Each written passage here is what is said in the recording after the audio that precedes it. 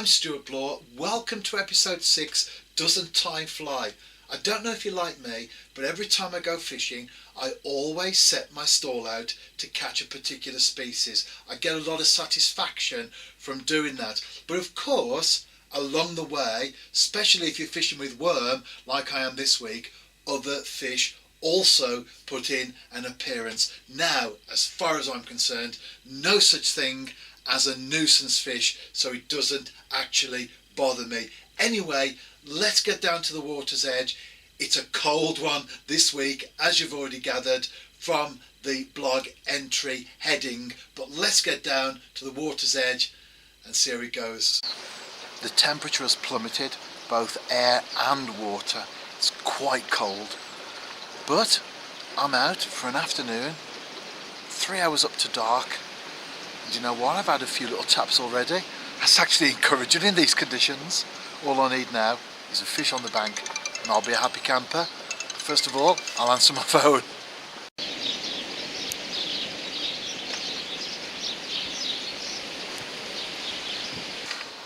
I've taken the call and I was watching the rod tip at the same time. I didn't get any fish though during the telephone call.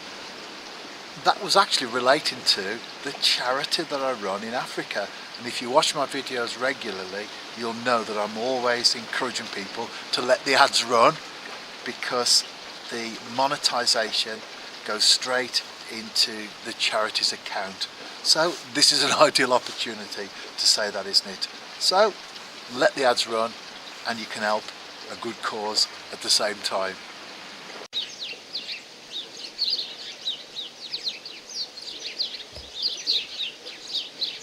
But I've got a fish this time, and it wasn't just a pluck, he took the bait. There you go, a perch. Not massive, but I'll tell you something, in these conditions, very, very welcome indeed. Just shows you, doesn't it, as I always say, as long as your bait's in the water, you've got a chance.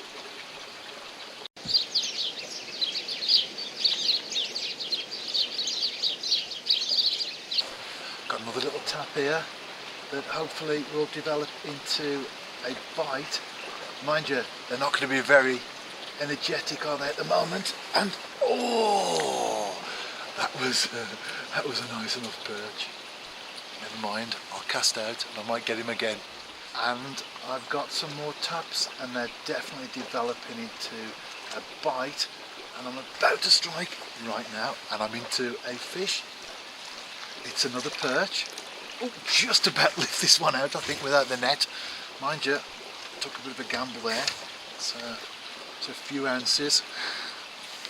I'll show you right now before it goes back. There you go.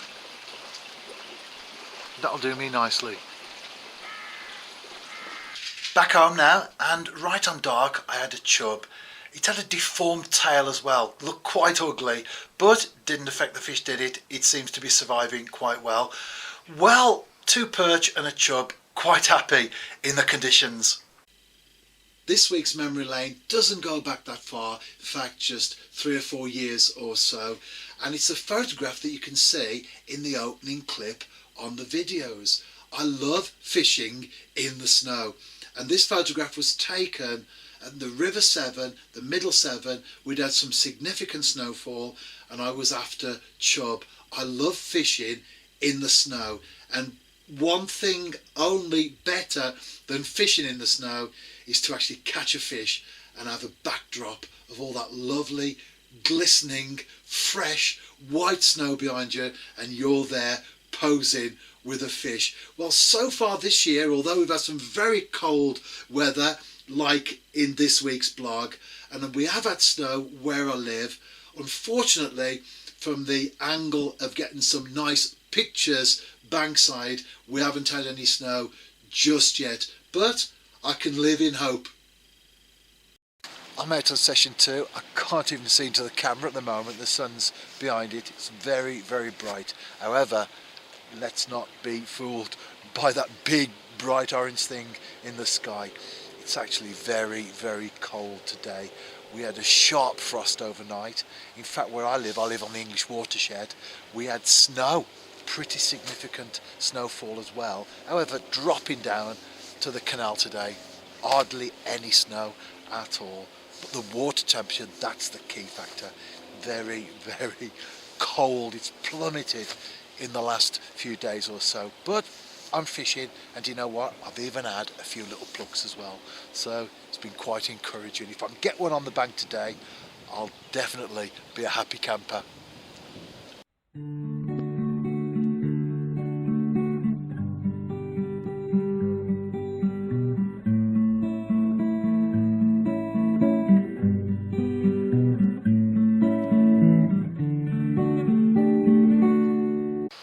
I'm just come to the end of a blank on the canal, but it's been frozen solid for 2 days.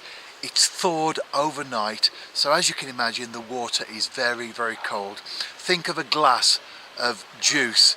You put ice cubes in, the ice cubes melt, and the juice is very, very cold. Well, that's exactly what I've got out there. Very cold water, but I've enjoyed it. I've had 3.5 hours, I've had a bait out there. Unfortunately, I haven't had anything, but I have had a few little plucks, and they're always encouraging, aren't they? If only that little pluck could have become a fish. Could have been a different story altogether, couldn't it? But never mind, I've been fishing, I've enjoyed it, and there's always the next session. Tips like these will come out naturally during the course of a video like this, cold water winter fishing. But here they are, 3 great tips to help you at this time of the year. Number 1, location. You may be on a stretch of canal, river or a pool where, say for example, there are 1,000 fish in residence. Now they won't be spread evenly at this time of the year. In fact, 9/10 of that section of river, as an example, could be devoid of fish. They could all be congregated in the one section. It might be a deeper part of the river. On the canal, it may be an overhanging tree, it may be a moored boat, it may be some other feature such as a lock or a stone bridge, something that gives the fish protection and cover and shelter during the winter months. So location is the first tip that I want to bring. Secondly, you feed. It's no good turning up on the canal, river or pool and throwing out a gallon of maggots in one go. The fish aren't as active this time of the year, especially in the conditions that I fished in this week, as they are during the summer months. So don't throw all your bait out, just put a small amount out there. Just gauge the fish, test the fish if you like, see what sort of plucks you get, see what sort of response you get from just a few maggots at a time, or one ball of crumb that breaks up into a cloud. Remember that you can always put more out if you need to, but once it's out there, you can't take it back. And the third tip, which is away from the fish themselves and focused on us as anglers, is get the right gear and wrap up warm. The number of times that I'm out during the cold weather, the cold winter months, and I see anglers who are sitting there in tracksuit bottoms, trainers and thin tops, absolutely frozen. And you can see, I admire them in many ways, but you can see that they're not really enjoying it. Get the right gear. Even when you do, it's still quite cold out there at times, but at least it becomes more bearable. So location, bait and wrap up warm. 3 great tips to help us in our winter angling. You can't keep a good man down or a crazy angler. I'm back watching the rod, of course, while I talk, not wasting any time. The bait's out there, freezing cold night, ice everywhere this morning. The canal, I would say 99% frozen, but you know what, I'm in the 1% that isn't, and that's all that matters. Well, we'll see what this afternoon holds. It's tough at the moment, of course, these conditions. The fish aren't exactly going to be queuing up to be caught. The key though is to get into the place where you know the fish will be. They're not exactly going to be swimming up and down the canal in shoals looking for food, so try and choose your swim carefully.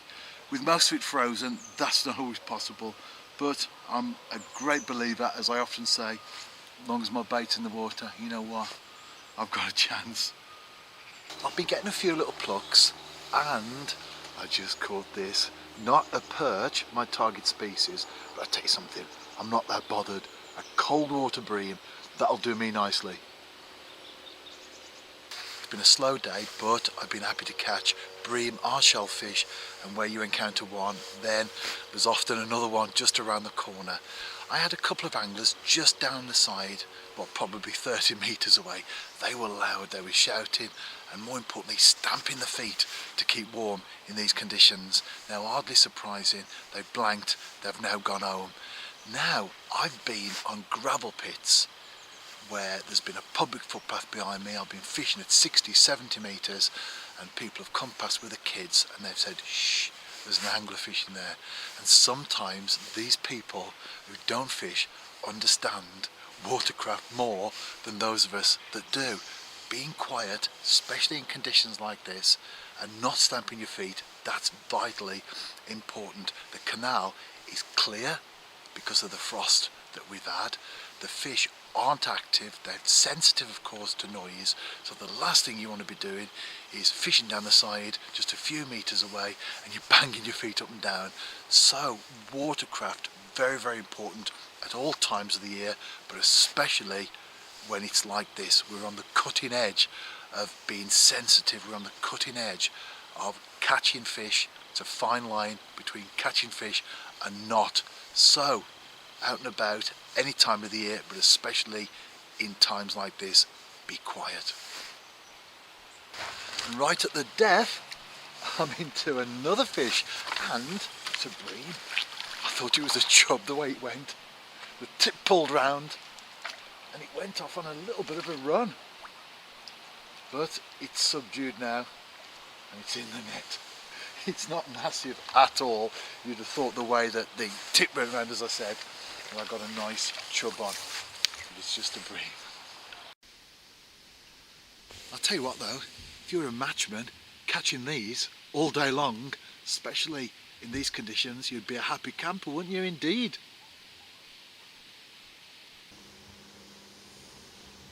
As you get older, one of the things that you realise is that life is very short. I can remember when I was 15 years old, the thought of being 18 seemed like a million miles away, and then before you know it, you're 18. The idea of being 21, well, that was a long way into the future, and then you're 30, you're 40, you're 50, and you realise that actually you've gone past the halfway stage in your life. And as you get older and you realise just how short life is, one of the things that you want to do, well I certainly do, is to make the most of every day. I want to make every day count, and one of the things that I do is I set myself goals each day. They are tasks, they're things that I've actually got written down in my diary. They may be work related, they may be to do with tasks or things I have to do around the house, or whatever it may be. But I write them down because I find that when you write goals down, whether they're short-term ones, i.e. for that day, or mid to long-term ones that you want to accomplish over a period of time, the fact that you've written them down keeps you on track. Because if, for example, you say to yourself in your mind, I'm going to get the bathroom done today. So you come from work and then you're a little bit tired and you have a sit down, you eat your evening meal, watch a bit of TV, before you realise it, you're in bed. You haven't achieved your goal. But if you write that goal down like I do, and I know that if I've got something written down and I haven't achieved it, it bugs me, if you like, because I know that I should have done that today. It's something that hasn't been done. So if I write it down, I'm going to get the bathroom done, not in a day, but I'm going to get the bathroom done, and I'm giving myself 6 weeks to do it. I then will do it because I've written it down. Setting goals is important in every area of life, and goals have to be reasonable. It's no good, let's bring it to fishing. The season's coming up and you're thinking to yourself, tell you what, I want to catch 1,000 double figure barbel.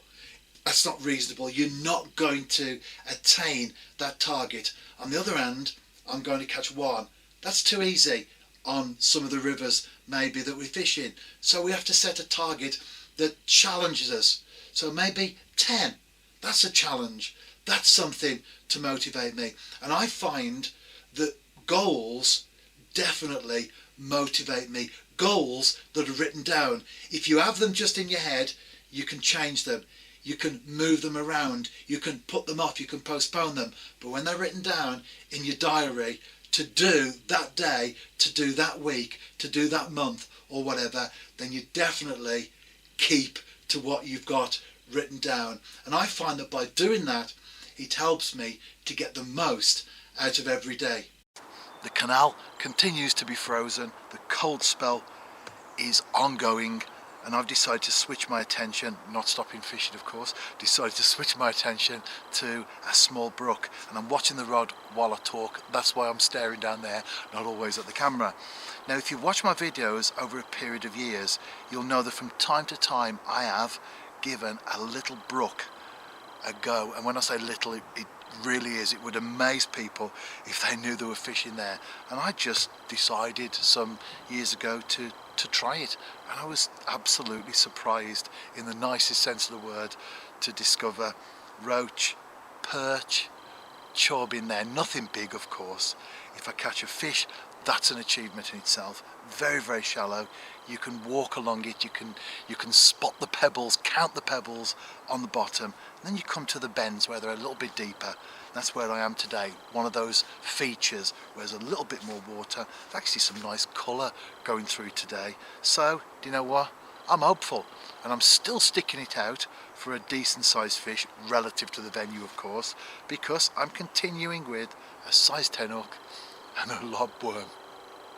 We're approaching dusk now, and I've had 3 plucks so far this session, and that's actually incredible really for such a small brook. I'm expecting, if I do catch fish, for them to put in an appearance later on. So that's been great. Unfortunately the plucks did not develop into bites. No bites, therefore no fish on the bank, but I've been a third of the way there, and I'm hopeful. I really am. And here's one of the culprits, and you know what? I'm not a blanker. A nice roach actually from the venue, and that's a fact. Now this is definitely a nice fish. Again from the venue, relatively speaking, it's quite a monster I think. It's dusk and I've got a lively one here. It's roach time. Just a smaller fish this time round. Tell you what though, they'll do me, especially in these conditions.